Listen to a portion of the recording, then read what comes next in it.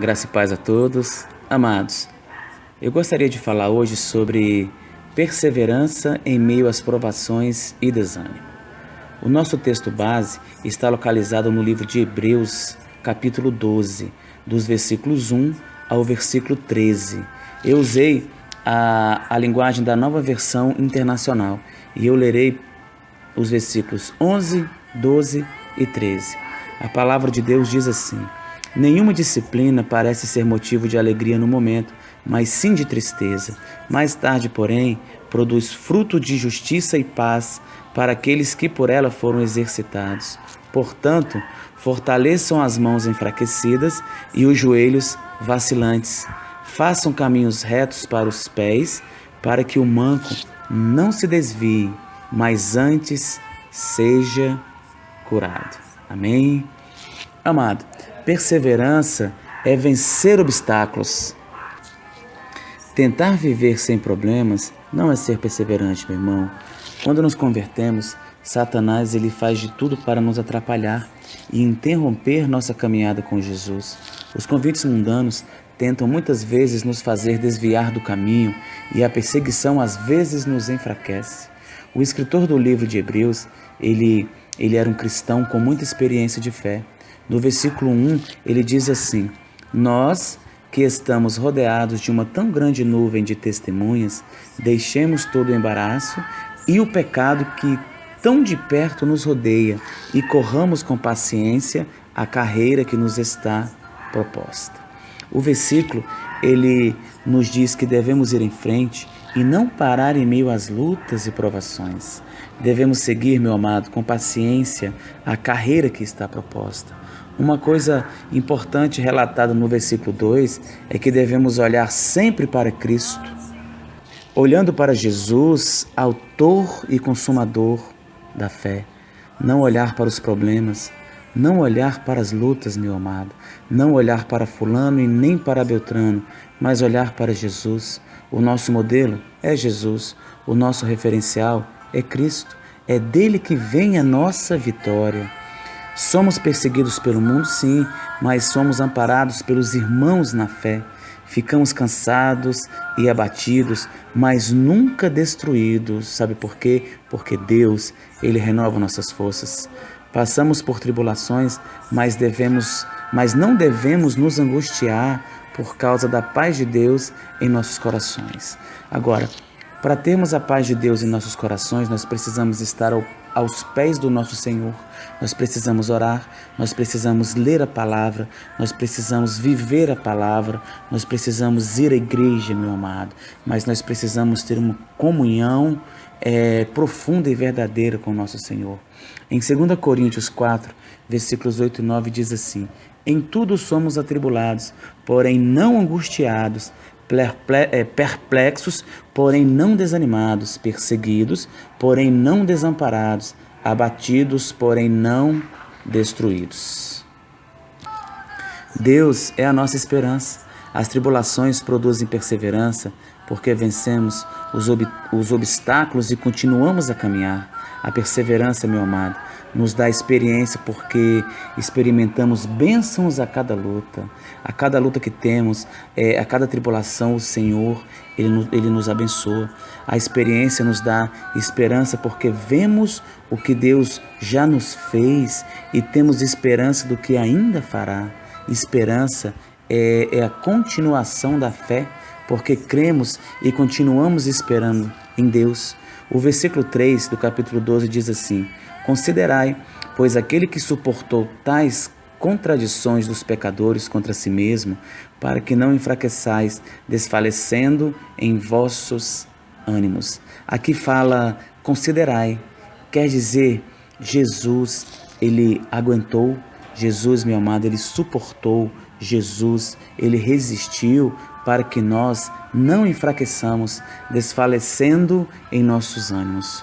Nós precisamos nos espelhar em Neemias, que foi um grande exemplo de pessoa perseverante. Ele começou a obra de reconstrução dos muros de Jerusalém e fizeram de tudo para impedi-lo, atrapalhar, mas ele não parou e os trabalhadores, eles tinham uma arma na mão e a ferramenta na outra para trabalhar e se defender ao mesmo tempo. Olha só, João 16:33 diz assim: estas coisas vos tenho dito para que tenhais paz em mim. No mundo passais por aflições, mas tende bom ânimo, eu venci o mundo. Jesus, ele está dizendo que no mundo teríamos aflições. Meu amado, a palavra de Deus, ela tem que se cumprir e ela vai se cumprir. Mas Jesus diz: tende bom ânimo, eu venci o mundo. Jesus, ele é a garantia da nossa vitória nesse mundo, meu amado. Você crê? Ele nos mostra que venceu o mundo e que nós também venceremos. Como cristãos, podemos passar por provas que são correções de Deus para a nossa vida. O versículo 6 diz assim: porque o Senhor corrige o que ama e açoita a qualquer que recebe por filho. Deus, ele faz isso para nos consertar e nos levar para o céu, meu amado. Tudo isso porque ele nos ama e não quer que vamos para o inferno. O versículo 7 diz assim: se suportais a correção, Deus vos trata como filhos, porque que filho há quem o Pai não corrija?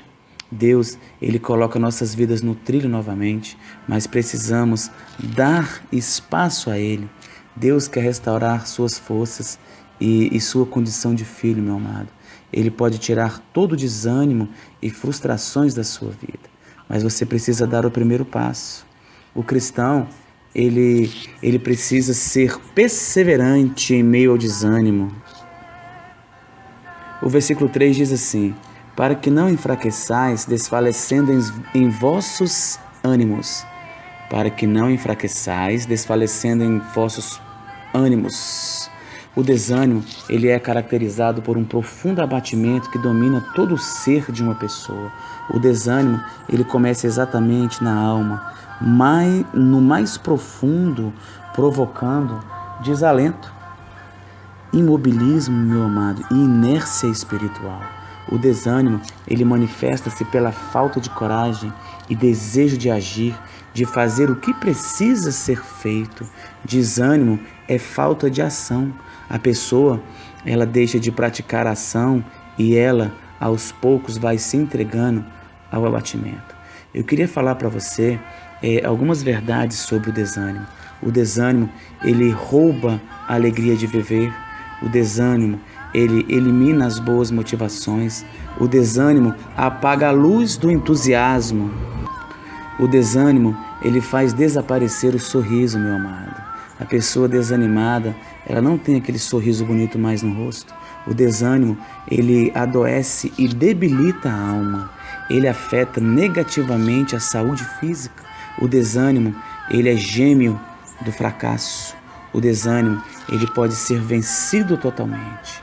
O Senhor Jesus, ele cura o cristão do desânimo. Em Mateus 9, no versículo 2 diz assim: e Jesus, vendo a fé deles, disse ao paralítico: filho, tem bom ânimo, perdoados são os teus pecados. O Senhor Jesus, ele cura totalmente esse paralítico nas 3 dimensões de que é formado o ser humano: o corpo, alma e espírito. A pior doença que estava matando o paralítico era o desânimo. Foi esta enfermidade na alma que o Senhor Jesus, ele primeiramente tratou. Em Mateus 9, versículo 22, diz assim: e Jesus, voltando-se e vendo-a, disse: tem bom ânimo, filha, a tua fé te salvou. E imediatamente a mulher ficou sã. O contexto desse versículo é de uma mulher que sofria de uma hemorragia há muito tempo e Jesus a curou. Jesus diz assim para ela: tem ânimo, filha, a tua fé te salvou. A virtude que havia em Jesus curou a mulher do fluxo de sangue. O Senhor Jesus, Ele volta-se para os desanimados. O Senhor, meu amado, Ele vê e conhece as pessoas enfermas. O Senhor Jesus, Ele ministra a cura pela palavra. Um ótimo remédio de Jesus, sabe qual é? Tem bom ânimo.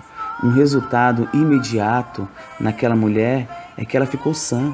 A mulher, ela voltou liberta para a sua casa. Muitas vezes, o cristão pode sentir um cansaço na sua alma. Muitas vezes, o desânimo pode abater a sua vida. Mas Deus sempre vai falar conosco na sua palavra assim. Tem de bom ânimo, meu filho amado. Mateus 14, versículo 27 diz assim: Jesus, porém, lhes falou logo, dizendo: tem de bom ânimo, sou eu, não temais.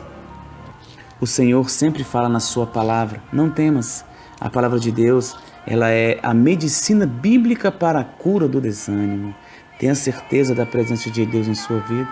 Proclame os grandes feitos do Senhor. Esforça-te, meu irmão, e receba o fortalecimento do nosso Pai. No Salmo 31, versículo 24, diz assim: esforçai-vos, e Ele fortalecerá o vosso coração, vós todos os que esperais no Senhor. Nunca feche o canal da oração na sua vida. Anime-se no poder ilimitado do nome do Senhor. Expulse o desânimo com a arma do louvor. Cante para o nosso Senhor, louve, exalte o nome dEle, glorifique ao Senhor em todo o tempo, meu irmão. Anime alguém e receba ânimo. Adore ao Senhor nos momentos difíceis, adore o Senhor nos momentos alegres, porque Deus quer que nos fortalecemos e que louvemos a Ele. Glorifique ao Senhor em todo tempo. Em Hebreus 11, nos versículos 33 e 34 diz assim: os quais pela fé venceram reinos, praticaram a justiça, alcançaram promessas, fecharam as bocas dos leões, apagaram a força do fogo, escaparam do fio da espada, da fraqueza, tiraram forças, na batalha se esforçaram, puseram em fuga os exércitos dos estranhos. Aqui fala da fraqueza, tiram forças. Aqui fala, meu amado, de Abraão, que saiu de Ur dos caldeus e foi para uma terra sem saber para onde ia. Aqui fala também de José, que sofreu a inveja dos seus irmãos e foi vendido como escravo. Ele passou momentos difíceis, mas se esforçou em Deus e venceu. Fala também de Jó, que passou uma tremenda provação, onde perdeu todos os seus filhos e todos os seus bens, mas manteve a fidelidade em Deus. Fala também de Davi, que foi escolhido por Deus, mas por inveja de Saul foi perseguido e ameaçado de morte. Sofreu, mas se esforçou em Deus e venceu. Em Provérbios 24, versículo 10 diz assim: se te mostrares frouxo no dia da angústia, a tua força será pequena. Se te mostrares frouxo no dia da angústia, a tua força será pequena. Meu amado, não podemos ser frouxos, porque senão a nossa fé será pequena. Ser frouxo é não perseverar. Ser frouxo é desistir, é ser fraco. Nós precisamos ser fortes em meio às provações. A prova do crente, ela vai produzir paciência. Tiago 1, versículo 3 diz assim: sabendo que a provação da vossa fé, uma vez confirmada, produz perseverança. O Senhor, meu amado, Ele livra o crente piedoso da provação. Em 2 Pedro 2,9 diz: assim sabe o Senhor livrar da tentação os piedosos e reservar os injustos para o dia de juízo, para serem castigados. A provação, ela também produz alegria e paz no coração do cristão. Em Hebreus 12, versículo 11 diz assim: e na verdade, toda correção ao presente não parece ser de gozo, senão de tristeza, mas depois produz um fruto pacífico de justiça nos exercitados por ela. Parece até difícil de entender, né, meu irmão? Mas o efeito da provação enviada por Deus ao crente é alegria e paz. A provação, ela também amadurece o crente na fé. Nós crescemos muito com as provações. Com as provações, o cristão ganha mais experiência na sua vida de fé. Os desertos da vida levam o crente a grandes experiências. São nas provações que o crente cresce, que o crente amadurece. Jó 42:5 diz assim: com o ouvir dos meus ouvidos ouvi, mas agora te veem os meus olhos. São as provações que fazem o crente crescer, meu amado. Moisés, ele se preparou para liderar o povo hebreu nos 40 anos de jornada, quando passou 40 anos de provações no deserto. José, ele também se preparou para ser o governador do Egito, quando passou a provação na casa de Potifar e também na prisão. Davi, ele se preparou para ser o rei de Israel, quando passou a provação na caverna de Adulão, liderando 400 marginais. Deixa eu te falar uma coisa, meu irmão. Toda provação que nos vem da parte de Deus sempre nos prepara para algo que Deus tem para a nossa vida. Eu queria finalizar essa palavra te dizendo o seguinte: não deixe a provação nem o desânimo te abater, mas tome como impulso de algo grande que Deus tem a fazer em tua vida e em nossas vidas. Provações e desânimos vêm para todos, mas somente aqueles que perseveram e confiam no Senhor alcançam a vitória. Isaías 40, versículo 31 diz assim: mas os que esperam no Senhor renovarão as suas forças, subirão com as asas como águias, correrão e não se cansarão, caminharão e não se fatigarão. A chave da vitória, meu amado, é a oração e a nossa comunhão com o nosso Senhor. O endereço certo ou a fechadura certa é o altar de Deus. É preciso perseverar e não deixar que a semente morra em nossos corações por estar à beira do caminho, entre espinhos ou pedras. Aquele que perseverar até o fim será salvo. Mateus 24:13. Sê fiel até a morte e dar-te-ei a coroa da vida. Apocalipse 2:10. Mas o justo viverá da fé, e se ele recuar, a minha alma não terá prazer nele.